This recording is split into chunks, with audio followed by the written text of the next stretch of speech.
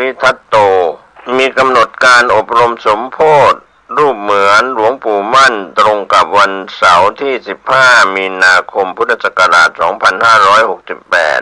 เวลา 16 นาฬิกาณวิหารธรรมหลวงปู่มั่นตำบลอ่อนใต้อำเภอสันกำแพงจังหวัดเชียงใหม่ก็เป็นส่วนที่ได้กราบอาราธนาพระสงฆ์เจริญจิตตภาวนาสมโภช 16 นาฬิกาวิหารธรรมหลวงปู่มั่นตำบลอ่อนใต้อำเภอสันกำแพงจังหวัดเชียงใหม่โดยมีพระประชานาถมุนีเจ้าคณะอำเภอกัลยาณิวัฒนาเจ้าวาดวัดดอนจันทร์ตำบลท่าสาราอำเภอเมืองเชียงใหม่จังหวัดเชียงใหม่พร้อมกับเจ้าภาพได้กราบอาราธนาพระสงฆ์ได้อบรมสมโภชรูปเหมือนหลวงปู่มั่นภูริทัตโตเสาร์ที่15มีนาคมเวลา 16 นาฬิกาเป็นต้นไปท่านสามารถสอบถามรายละเอียดเพิ่มเติมได้ที่พระสมุสิทธิชัยทิตาปัญโย0929159341ก็เป็นส่วนงานสมโภชรูปเหมือนหลวงปู่มั่นได้กราบอาราธนาพระสงฆ์ใน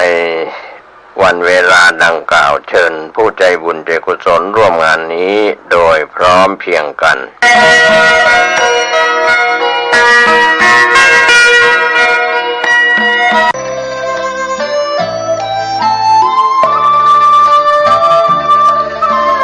ขอเชิญร่วมบูรณะปิดทองพระเจ้าตาเขียวและบูรณะปฏิสังขรณ์พระธาตุเจดีย์มงคลธรรมณวัดบ้านเหล่าพระเจ้าตาเขียวตำบลบ้านเรือนอำเภอป่าซางจังหวัดลำพูนได้รับเมตตาธรรมจากพระธรรมเสนาบดีรองเจ้าคณะภาค7เจ้าวาดวัดพระธาตุดอยสุเทพราชวรวิหารเป็นประธานที่ปรึกษาโครงการมีพระเทพรัตนนายกเจ้าคณะจังหวัดลำพูนเจ้าวาดวัดพระธาตุธริพุนชัยวรมหาวิหารประธานโครงการบูรณะโดยมีพระครูภาวนาโสภิตฝ่ายวิปัสสนาผู้ช่วยศาสตราจารย์ด็อกเตอร์เจ้าวาดวัดบ้านเหล่าพระเจ้าตาเขียวรองประธานโครงการบูรณะท่านที่จะร่วมบุญบูรณะได้ที่บัญชีวัดบ้านเหล่าพระเจ้าตาเขียวธนาคารธกส.เลขที่บัญชี020188714 ติดต่อสอบถามร่วมทำบุญได้ที่พระครูภาวนาโสภิตเจ้าอาวาสวัดบ้านเหล่าพระเจ้าตากเขียวโทรศัพท์0969525159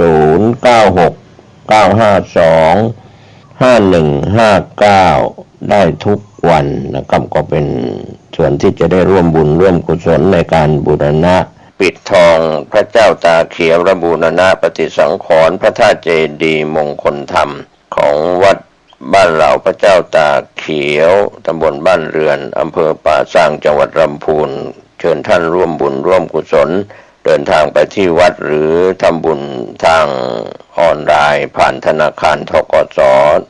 ได้ก็อนุโมทนาสาธุท่านที่จะได้บูรณะปฏิสังขรณ์พระธาตุเจดีย์และพระเจ้าตาเขียวได้บุญได้กุศลโดยทั่วหน้ากัน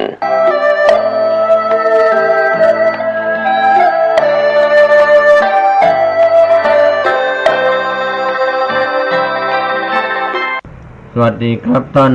ผู้ฟังที่เคารพธรรมสาระแบ่งปันความคิดดีๆวันนี้ผมกาเศรษฐ์เพชรสำริดวิทยากรนำธรรมสาระต่างๆเรื่องราวที่เกิดขึ้นในชีวิตประจำวันธรรมสาระนั้นก็มีส่วนที่เราหลายคนหลายท่านจะต้องนำมาประยุกต์ใช้เพราะว่าคนเรานั้นมีการเปลี่ยนแปลงอยู่ตลอดเวลาชีวิตที่เป็นโมฆะธรรมเปลี่ยนแปลงตั้งแต่ลงมาปฏิสนธิในครรภ์ของแม่หรือว่าครรภ์ของมารดาก็พัฒนาการตามชราพุชชะที่เกิดในครรภ์ก็หลังจากมีการผสมพันธุ์หรือปฏิสนธิเกิดขึ้นโดยพ่อเป็นชนกเหตุ แม่ก็เป็นผู้ทำให้มีการตั้งครรภ์แล้วก็เจริญวัยเป็นโมฆะธรรมเปลี่ยนแปลงอยู่ตลอดเวลาคือจากเป็นหยาดน้ำใสเหมือนน้ำมันงาแล้วก็เปลี่ยนแปลงไปจนเป็นก้อนเนื้อแล้วก็พัฒนาการตามรูปเพศหญิงเพศชายปรากฏเพศหญิงเพศชายแล้วก็เจริญวัยดังนั้นสูตินรีแพทย์ก็จะทำการเรียกว่าฝากครรภ์กับสูตินรีแพทย์แล้วก็จะเป็นไปตามขั้นตอนของแพทย์ที่ดูแลครรภ์ของแม่หรือว่ามารดาการเปลี่ยนแปลงของเด็กที่เจริญวัยก็กลายเป็นโมฆะธรรมท้องได้1 เดือนเจริญวัยเป็นโมฆะธรรม2 เดือน3 เดือน4 เดือน5 เดือน6 เดือน7 เดือน8 เดือน9 เดือนหรือว่า10 เดือนก็แล้วแต่ดังนั้นในยุควิทยาศาสตร์การแพทย์แผนใหม่ในปัจจุบันก็มีการฉายหรือทำอุลตราก็จะเห็นนะครับการเจริญเติบโตของเด็กที่อยู่ในครรภ์มารดาดังนั้นพ่อแม่ก็ดีใจได้เห็นการเจริญเติบโตของลูกที่มีอยู่ในท้องของแม่หรือว่าภรรยานะครับก็ถือว่าวิทยาศาสตร์การแพทย์นั้นทำให้รู้ผลได้เร็วในยุคอดีตนั้นก็ไปลุ้นกันในตอนคลอดหรือว่าทำศัลยกรรมผ่าตัดว่าเป็นหญิงเป็นชายแต่ว่าส่วนใหญ่ในยุคโบราณก็เป็นการคลอดตามธรรมชาติก็จะรู้ว่าเป็นหญิงเป็นชายก็อาจจะสังเกตจากอากัปกิริยาของผู้เป็นแม่ในการกินอยู่หลับนอนหรือพฤติกรรมต่างๆของผู้เป็นแม่ก็เป็นการเฝ้าสังเกตตามพฤติกรรมแต่ว่าในยุควิทยาศาสตร์การแพทย์สมัยใหม่สูตินรีแพทย์จะเป็นนายแพทย์หรือแพทย์หญิงก็ตามก็จะมีเครื่องมือที่เข้ามาอุลตราเห็นทารกที่อยู่ในครรภ์เจริญวัยอย่างไรมีความสมบูรณ์ไม่สมบูรณ์อย่างไรก็อยู่ที่ผู้เป็นมารดาผู้ที่เป็นแม่ดังนั้นปัจจุบันเราก็มีการเปลี่ยนแปลงเห็นการเปลี่ยนแปลงแต่ว่าเราไม่ได้เข้าถึงสภาวธรรมตามความเป็นจริงก็ความเป็นพ่อเป็นแม่ก็ดีใจว่าได้ลูกสาวลูกชายหรือว่าบุตรธิดาก็จะการตั้งครรภ์นั้นอาจจะมีคนแรกคนที่2หรือคนที่3หรือคนที่4ก็แล้วแต่อย่างไรก็ตามสภาวธรรมของการเปลี่ยนแปลงนั้นเป็นความจริงที่ปรากฏเรานำมาคิดพิจารณาว่าทุกสิ่งทุกอย่างไม่มีอะไรคงที่ถาวรนิจจังเที่ยงแท้หรือว่าเป็นส่วนที่เป็นอัตตาที่เราจะยึดมั่นถือมั่นได้ตลอดก็มีส่วนของความเป็นทุกข์ทนอยู่ไม่ได้เป็นอนิจจังตั้งอยู่ไม่ได้อนัตตาบังคับบัญชาไม่ได้เช่นนี้แหละก็ปรากฏเป็นสภาวะที่เข้าใจเห็นได้ด้วยสติปัญญาด้านการเจริญพระกรรมฐานฝ่ายวิปัสสนากรรมฐานเท่านั้นปัญญาที่เข้าไปเห็นที่เป็นวิปัสสนาปัญญาก็เป็นส่วนของศีลสมาธิปัญญามรรคมีองค์8ก็เริ่มกันตั้งแต่สัมมาวาจาพูดดีพูดชอบสัมมากัมมันตะทำการงานดีทำการงานชอบยืนเดินนั่งนอนมีสติสัมมาชีวะจะรับประทานอาหารเคี้ยวทุกคำกลืนทุกคำมีสติก็เป็นสัมมาอาชีวะเลี้ยงชีพชอบเรียกว่าในการรับทานอาหารหรือทำอะไรต่างๆเป็นอาชีวะที่เกี่ยวข้องกับการเจริญสติดังนั้นสัมมาวายามะเพียรชอบก็คือเพียรตั้งสติสัมมาสังกัปปะดำริชอบก็ดำริที่จะตั้งสติสัมมาสมาธิก็มีคณิกะสมาธิเป็นวิปัสสนาสมาธิคณิกะ คณิกะเกิดขึ้นคณิกะตั้งอยู่คณิกะดับไปชั่วขณะหนึ่งอย่างนี้ก็เรียกว่าสัมมาส่วนที่เป็นสมาธิส่วนสัมมาทิฏฐิคือความเห็นนั้นเป็นตัวปัญญาสัมมาสังกัปปะดำริชอบก็เป็นตัวปัญญาสตินั้นจะต้องรู้เท่าทัน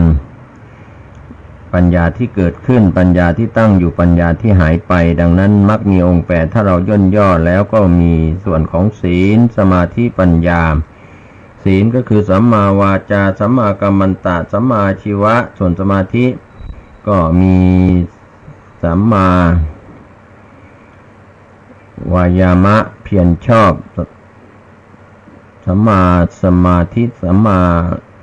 เหล่านี้ครับก็อยู่ในมรรคมีองค์8สัมมาทิฏฐิสัมมาสังกัปโปสัมมาวายาโมสัมมากัมมันโตสัมมาอาชีโวสัมมาสติก็เป็นส่วนของสมาธิสัมมาสมาธิดังนั้นมรรคมีองค์8ที่ปรากฏอยู่ในธรรมจักรกับปวัตตนสูตรสัมมาทิฏฐิสัมมาสังกัปปะสัมมาวาจาสัมมากัมมันตะสัมมาอาชีวะสัมมาสตินะครับก็สัมมาเหล่านี้ในมรรคมีองค์8ก็ทำให้เราเข้าใจแม่ทัพฝ่ายบุญก็คือสตินะครับถ้าเราขาดสติเผลอตั้งสติไม่ทันก็เผลอไปก็เป็นโมหะเข้าครอบงำโมหะครอบงำกันขณะที่ขาดสติดังนั้นแม่ทัพฝ่ายบุญก็คือการตั้งสติเป็นไปโดยสาตัจจกิริยาเป็นไปโดยติดต่อถ้าสติขาดเป็นห่วงก็ไม่สามารถจะเกิดการเจริญของมรรคสมังคีได้ก็พระโยคีผู้ปฏิบัติวิปัสสนากรรมฐานจะเป็นคนไทยหรือชาวต่างชาติจะเป็นพระภิกษุสามเณรแม่ชีโยคีฆราวาสชายหญิงก็ตามทั้งเด็กทั้งผู้ใหญ่นั้นมีโอกาสที่จะเข้าสู่การบรรลุมรรคผลนิพพานเพราะว่าการดำเนินทางเป็นไปตามมรรคมีองค์8ก็เริ่มกันที่วิปัสสนาญาณที่1นามรูปปริเฉทญาณรู้จักว่าอะไรคือรูปรู้จักว่าอะไรคือนามก็พระวิปัสสนาจารย์ก็จะสอนแล้วก็แนะนำกับพระโยคีนะครับตั้งแต่ขึ้นกรรมฐานสอนกรรมฐานสอบอารมณ์ประจำวันหรือประจำสัปดาห์หรือประจำเดือนก็แล้วแต่นะครับอยู่ที่วิปัสสนาจารย์จะกำหนดเป็นข้อทบทวนสอบอารมณ์ถามโยคีผู้ปฏิบัตินะครับทั้งบรรพชิตและคฤหัสถ์เป็นเรื่องที่อยู่ที่พระอาจารย์นะครับจะเป็นฝ่ายบรรพชิตหรือคฤหัสถ์ก็ตามเรื่องราวเหล่านี้มรรคสมังคีของพระโยคีผู้ปฏิบัตินั้นก็จะมีเรื่องราวต่างๆขวางกั้นพระโยคีผู้ปฏิบัตินะครับบางทีก็พอใจบางทีก็รักบางทีก็ชังบางทีก็หลงนะครับเผลอไปก็ด้วยอาการทั้ง3พอใจไม่พอใจเฉยด้วยการขาดสติดังนั้นพอใจเป็นความรักใคร่ก็เป็นโลภะขาดสติความเผลอจากการที่มีอารมณ์ฉุนเฉียวไม่พอใจเป็นโทสะก็เผลอสติขาดสติโมหะความไม่รู้กำหนดไม่ทันเผลอสติก็เพราะขาดสติดังนั้นสติที่เป็นไปโดยปัจจุบันอารมณ์ของพระโยคีที่ปฏิบัติก็ไม่ตึงเกินไปไม่หย่อนเกินไปก็เดินสายกลางเมื่อเดินสายกลางนั้นพอดีก็คือการปรับเปลี่ยนอิริยาบถไม่ว่าจะยืนเดินนั่งนอนซึ่งเป็นอิริยาบถใหญ่ยืนกับเดินเนี่ยก็เท่ากันหรือว่านั่งกับเดินพอๆกันเท่ากันอิริยาบถทั้ง4ยืนเดินนั่งนอนเนี่ยการปรับเปลี่ยนให้พอๆกันอย่าให้มากเกินไปมิเช่นนั้นอาจจะเป็นสมาธิ ที่เกี่ยวกับแกมโมหะนะครับนั่งมากเกินไปก็โดยข้ออุปมาเหมือนไก่แม่ไก่ที่ฟักไข่นานๆก็อาจจะบินลงจากรังอาจจะเผลอหรือไม่มีสตินะครับเพราะว่าอยู่ในอิริยาบถที่ฟักไข่กว่าไข่นั้นจะเกิดเป็นลูกไก่นะครับที่การฟัก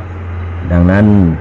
สมาธิหรือว่าสมาธิแกมด้วยโมหะนั้นก็คือคนที่นั่งมากๆนานๆเพลิดเพลินไปด้วยนิมิตที่เกิดขึ้นนิมิตล่อหลอกลวงล้างที่เกิดขึ้นทำให้โยคีที่นั่งแต่เพียง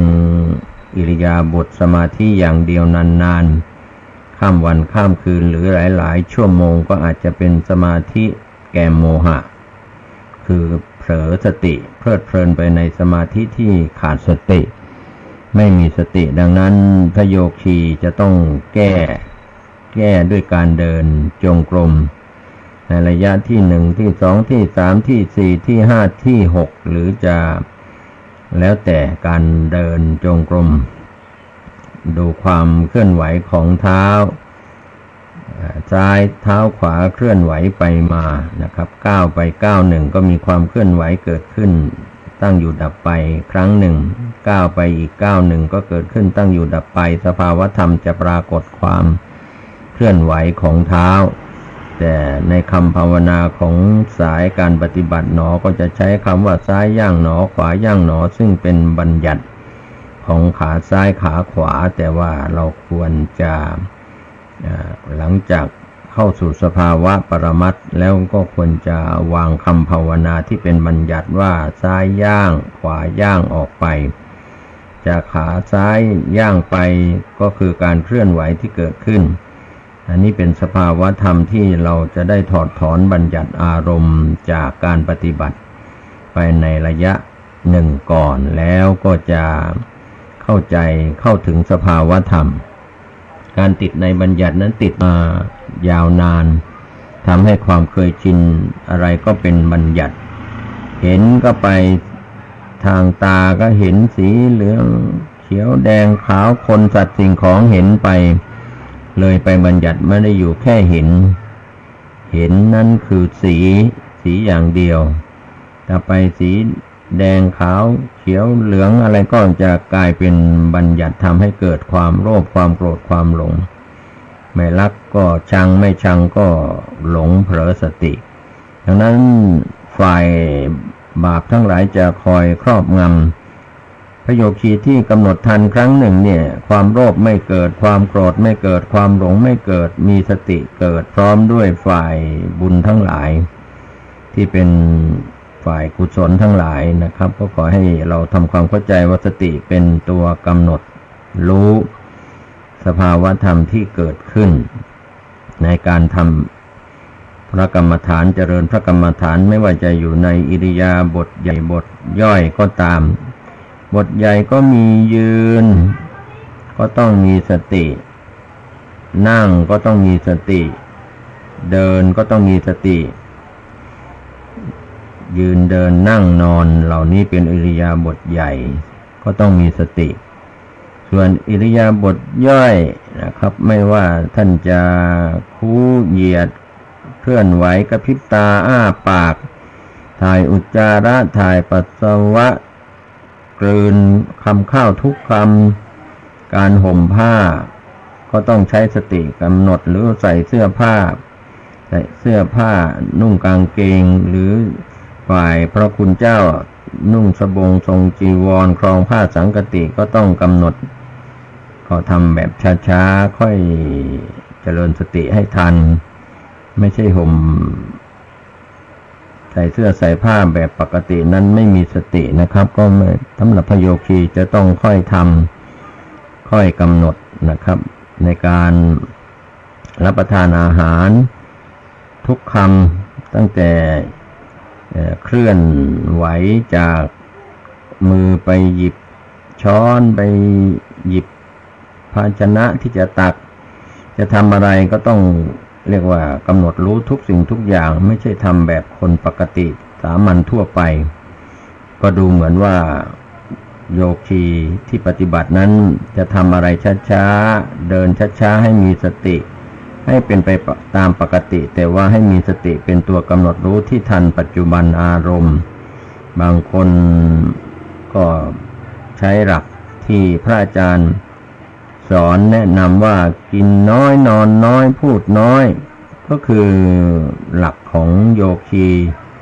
ที่ว่ากินน้อยก็พยายามจะดื่มจะกลืนจะขบเคี้ยวอาหารหวานคาวอาหารมังสวิรัติเจไม่เจก็แล้วแต่การกำหนดรู้ทุกคำข้าวก็ต้องมีสติทุกคำข้าวเผลอสติไม่ได้เพราะฉะนั้นการที่พระโยคีพยายามเจริญสติให้เป็นไปโดยติดต่อนั้นดูเหมือนยากก็อาจจะไม่ยากถ้าเราเจริญได้อย่างต่อเนื่องไม่ขาดเป็นห่วงเป็นช่วงเป็นตอนก็เป็นเรื่องที่ละเอียดอ่อนลงไปละเอียดอ่อนลงไปจากหยาบไปหาละเอียดพระโยคีที่ปฏิบัติใหม่ๆก็อาจจะมีอารมณ์ฟุ้งซ่านก็ต้องกำหนดรู้อารมณ์ใดๆเกิดขึ้นด้วยเรื่องราวใดๆที่เป็นปัจจุบันตามดูตามรู้ตามเห็นก็คือการกำหนดรู้นั่นเองอาการที่เป็นปัจจุบันไม่ว่าจะเป็นอาการท้องพองยุบพองยุบพองยุบก็แล้วแต่ก็ต้องกำหนดรู้อาการใดๆมีความรู้สึกก็ฐานที่ตั้งของสติที่เราใช้หลักกันอยู่4ฐานด้วยกันก็คือกายานุปัสสนาสติปัฏฐานฐานกายกายยืนกายเดินกายนั่งกายนอนกายคู่เหยียดเคลื่อนไหวก็ต้องกำหนดรู้กระพริบตาอ้าปากในส่วนของกายทั้งหลายนั้นอยู่ในฐานของกายเรียกว่าเจริญสติที่เป็นไปในกายชื่อว่ากายานุปัสสนาสติปัฏฐาน4ฐานนี้ฐานกายเป็นฐานที่หยาบก็คือของกายส่วนฐานของเวทนานั้นเป็นส่วนของนามธรรมที่ต้องกำหนดรู้ไม่ว่าจะเป็นความสุขความทุกข์เฉยๆดีใจเสียใจเฉยๆเหล่านี้เป็นส่วนของเวทนานุปัสสนาสติปัฏฐานก็เรียกว่าการเสวยอารมณ์ของฐานที่2นั้นก็คืออารมณ์สุขทุกข์เฉยๆอารมณ์สุขทุกข์เฉยๆบางครั้งเราก็สุขบางครั้งเราก็รู้สึกทุกข์กายทุกข์ใจบางครั้งเราก็รู้สึกเฉยๆจะสุขจะทุกข์จะเฉยๆเหล่านี้จะต้องกำหนดรู้ความรู้สึกเฉยๆก็ต้องกำหนดรู้ความไม่สบายทางร่างกายและจิตใจซึ่งเป็นทุกข์ก็ต้องกำหนดรู้สุขกายสุขใจมีความสุขกายสุขใจมีปีติเกิดขึ้นอาการใดๆที่เกิดขึ้นในเรื่องของเวทนาสุขทุกข์เฉยๆก็ต้องกำหนดรู้ซึ่งเป็นฐานของเวทนานุปัสสนาสติปัฏฐานจิตานุปัสสนาสติปัฏฐานนี่เป็นฐานของจิตคิดดีก็ต้องกำหนดรู้คิดไม่ดีก็ต้องกำหนดรู้นะครับเรื่องของจิตที่วอกแวกไปอย่างรวดเร็วจิตใจของคนและสัตว์นะครับเพราะว่ามโนก็เรียกมโนวิญญาณก็เรียกนะครับก็แล้วแต่จะเรียกกันแยกจากกันไปแต่ก็คือเป็นส่วนของนามจิตตวิญญาณซึ่งเป็นจิตตานุปัสสนาเป็นฐานของจิตอาการต่างๆที่มีความรู้สึกที่เกิดขึ้นกับจิตก็ต้องกำหนดรู้อันนี้เป็นฐานที่3ฐานที่4ธรรมานุปัสสนาสติปัฏฐานทั้งส่วนที่เป็นรูปธรรมนามธรรมและก็สิ่งที่ไม่ใช่รูปไม่ใช่นามที่เป็นอสังคตธรรมก็ต้องกำหนดรู้ในสภาวธรรมที่เกิดขึ้นกับในการที่พระโยคีบุคคลได้ปฏิบัติธรรมกันตามคอร์สระยะเวลาแล้วก็การเดินจงกรมการนั่งสมาธิหรือการใช้อิริยาบถใหญ่บทย่อยต่างๆก็ดูเหมือนว่าอาจจะเป็นการสันเลขะการฝึกการขัดการเกลาให้เบาบางไปเรียกว่าเราไม่ต้องไปกำหนดว่าเราจะได้บรรลุธรรมจะเห็นธรรมจะมีนิมิตไม่มีนิมิตจะ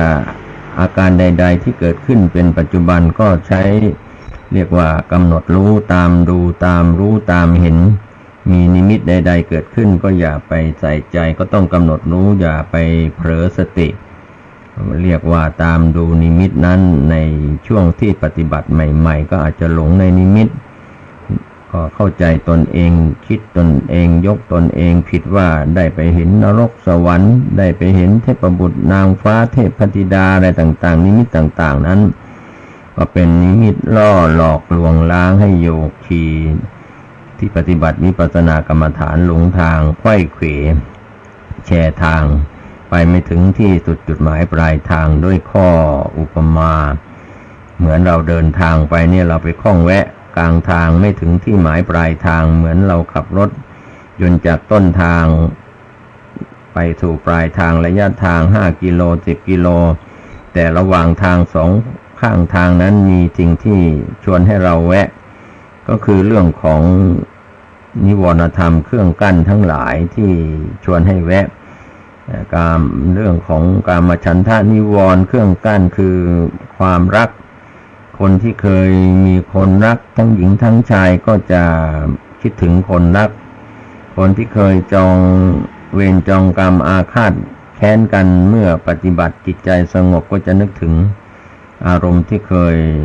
ขุ่นข้องหมองใจกับคู่อริกับคนที่เคยทะเลาะเบาะแว้งกันขัดแย้งกันเกลี้ยวกล่อมใส่กันโกรธกันอะไรอย่างนี้เป็นต้นดังนั้นทั้งความรักที่เกี่ยวข้องกับฉันสามีภรรยาหรือคนรักก็ตามซึ่งเป็นกามฉันทะความพอใจในกามซึ่งเคยทำมีเพศสัมพันธ์หรือมีอะไรต่อกันก็ทำให้นึกถึงในส่วนของกามฉันทะก็เป็นนิวรณ์กลางกั้นพระโยคีปฏิบัติก็ต้องกำหนดรู้ความพอใจหรือความรู้สึกที่มีเรื่องของกามเข้ามาก็ต้องกำหนดรู้หรือพยาบาทเคยมีการทะเลาะเบาะแว้งขัดแย้งกับใครที่จองเวรจองกรรมกันอาฆาตมาตร้ายกันก็ต้องกำหนดรู้เมื่อมีสติกำหนดรู้ความไม่พอใจก็จะหายไปมีสติกำหนดรู้ในเรื่องของกามฉันทะนิวรณ์ก็จะหายไปบางทีก็เบื่อหน่ายท้อถอยถีนมิทะง่วงเหงาหาวนอนเบื่อหน่ายท้อถอยฟุ้งซ่านรำคาญใจแล้วก็ข้อสุดท้ายที่เป็นตะปูตึงใจมากที่สุดก็คือสงสัยลังเลใจสงสัยว่าพระพุทธเจ้ามีจริงหรือพระธรรมมีจริงหรือพระสงฆ์มีจริงหรือคุณพ่อคุณแม่มีจริงหรือครูบาอาจารย์ที่สอนวิปัสสนากรรมฐานสอนได้ดีได้จริงหรือเหล่านี้ความสงสัยเครือบแคลงสงสัยนี่เหมือนตะปูตึงใจจะไปทางหน้าก็ไม่ไปจะถอยหลังก็ไม่ไปเรียกว่าเครือบแคลงไม่สว่างไม่กระจ่างแจ้งนะครับก็ฝากเป็นเรื่องราวที่เกี่ยวข้องกับนิวรณ์เครื่องกั้นสำหรับพระโยคีผู้ปฏิบัติวิปัสสนากรรมฐานแบ่งปันให้ท่านที่เคยเจริญพระกรรมฐานเจริญวิปัสสนากรรมฐาน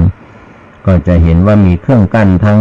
5เครื่องกั้นไม่ว่าจะเครื่องกั้นในเรื่องของความรักเครื่องกั้นของความโกรธเครื่องกั้นของความท้อถอยฟุ้งซ่านรำคาญใจเบื่อหน่ายหรือเครื่องกั้นคือความสงสัยลังเลใจในสรรพสิ่งทั้งหลายเหล่านี้ครับก็ความสงสัยนั้นถ้ายังไม่ได้กำหนดรู้ก็จะทำให้ไม่สามารถข้ามเครื่องกั้นเหล่านี้เครื่องกั้นทั้ง5อย่างเหล่านี้ก็จะประสบเจอกับพระโยคีที่ปฏิบัติวิปัสสนากรรมฐานนะครับกามฉันทะพอใจในกามความรักความชังความท้อถอยเรียกว่ากุกุจจะรำคาญใจแล้วก็อุทธัจจะฟุ้งซ่านแล้วก็วิจิกิจฉาเหล่านี้ก็ถือว่าเป็นสิ่งที่ขวางกั้นเป็นอุปสรรคสำหรับพระโยคีที่ปฏิบัติวิปัสสนากรรมฐานทุกรูปทุกนามทุกคนนะครับที่ได้ปฏิบัติบางคนปฏิบัติรู้ช้ารู้เร็วก็ด้วยเรื่องของนิวรณธรรมเหล่านี้ครับวันนี้ผมเกษตรเพชรวิทยากรแบ่งปันความคิดดีๆหลากหลายนานาสาระต่างๆขอให้ท่านได้เจริญวิปัสสนากรรมฐานได้มีโอกาสบรรลุมรรคผลนิพพานสุขกายสุขใจโดยทั่วหน้ากันสวัสดีครับเจริญสุข